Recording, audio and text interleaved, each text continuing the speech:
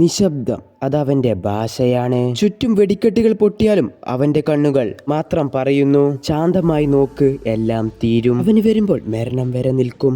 അവനെ കാണാൻ സാസ്കയുടെ ചുവടുകൾക്ക് ശബ്ദമില്ല. പക്ഷെ ആ നിശബ്ദത്തിൽ ഇരുട്ട് കുലുങ്ങുന്നു. ഒരു നോക്കിൽ ഭയം ജനിക്കും, ഒരു ചലനത്തിൽ മിന്നൽ പിളരും. അവൻ പോരാട്ടത്തിനായി വരില്ല, പോരാട്ടം തന്നെ അവനെ കാണാൻ വരും. അവൻ വാളെടുത്താൽ കാറ്റ് പോലും വൈമാറും. അവൻ കണ്ണുകൾ തുറക്കുമ്പോൾ സമയം പോലും മന്ദമാകും. ആ ശരിയെങ്കാൻ അതൊരു കണ്ണല്ല, ഒരു മുന്നറിയിപ്പാണ്. ഇവനെ സമീപിക്കുന്നവർ രണ്ടായി മാറും, ഭയക്കുന്നവർ അല്ലെങ്കിൽ ഇല്ലാതാവുന്നവർ. അവന്റെ കയ്യിലുള്ള ഇടിമിന്നൽ ചിഡോരി ഒരു സ്പർശം മാത്രം മതിയാകും നശിപ്പിക്കാൻ. സാസ്കെ അവൻ സംസാരിക്കാറില്ല, പക്ഷെ അവന്റെ ഓരോ ശ്വാസവും പറയുന്നുണ്ട്, ഞാൻ അവസാനിപ്പിക്കാൻ വന്നിരിക്കുന്നു. അവൻ കൂട്ടുകാർക്ക് വേണ്ടി പോരാടുന്നില്ല, അവൻ അവന്റെ ലക്ഷ്യത്തിന് വേണ്ടിയാണ് പോരാടുന്നത്. അവന്റെ സമാധാനം തന്നെ അതിക്രമമാണ്. ആകാശം കറുത്താലും അവന്റെ കണ്ണുകൾ കുളിരില്ല, ഇരുട്ട് തന്നെ അവനെ പിന്തുടർന്നു. അവൻ ചിരിക്കില്ല, പക്ഷെ ലോകം അവന്റെ പേരിൽ വിറക്കുന്നു. സാസ്കെ ഉച്ചിയ, ഇരുട്ടിനെ സ്വന്തമാക്കി യോദ്ധാവ്, ഒറ്റവാളിൽ കൊടുങ്കാറ്റ് സൃഷ്ടിക്കുന്ന മനുഷ്യൻ. അവന്റെ നിശബ്ദത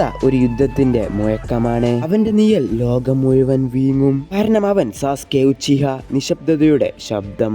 ഒരു ഗ്രാമം, ഒരു കുടുംബം, ഒരു കുട്ടി.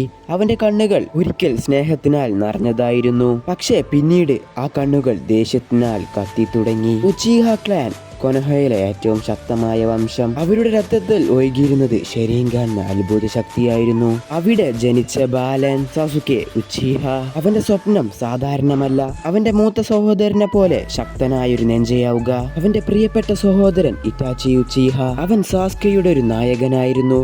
പക്ഷെ ഒരു രാത്രി എല്ലാം മാറിപ്പോയി. ചന്ദ്രപ്രകാശം നിറഞ്ഞ രാത്രിയിൽ അവൻ കണ്ണു തുറന്നപ്പോൾ മുഴുവൻ ഗ്രാമവും രക്തത്തിൽ മുങ്ങിയിരുന്നു. അമ്മയും അച്ഛനും നിലത്തു കടന്നു. അവന്റെ മുന്നിൽ നിന്നിരുന്നത് അവന്റെ സഹോദരൻ ഇറ്റാച്ചി. സാസ്കയുടെ മനസ്സ് തകർന്നു. അവന് മനസ്സിലാക്കാൻ പോലും കഴിഞ്ഞില്ല എന്താണ് ഇറ്റാച്ചി അങ്ങനെ ചെയ്തതെന്ന്. പക്ഷെ ഇറ്റാച്ചിയുടെ വാക്കുകൾ അവന്റെ ആത്മാവിൽ പടർന്നു പിടിച്ച തീയായി. നിനക്ക് എന്നെ കൊല്ലാനുള്ള ശക്തി നേടുക, അന്ന് നിനക്ക് എന്നോട് പ്രതികാരം ചെയ്യാം. അന്ന് മുതൽ സാസ്കയുടെ ജീവിതം ഒരു ദിശയിലേക്ക് മാത്രം നടന്നു, പ്രതികാരം. അവന്റെ ഹൃദയം സ്നേഹമല്ല വെറുപ്പാണ് നിറഞ്ഞത്. അവൻ എല്ലാം വിട്ടു, സുഹൃത്തുക്കളെയും സ്വന്തം ഗ്രാമത്തെയും വിട്ട്.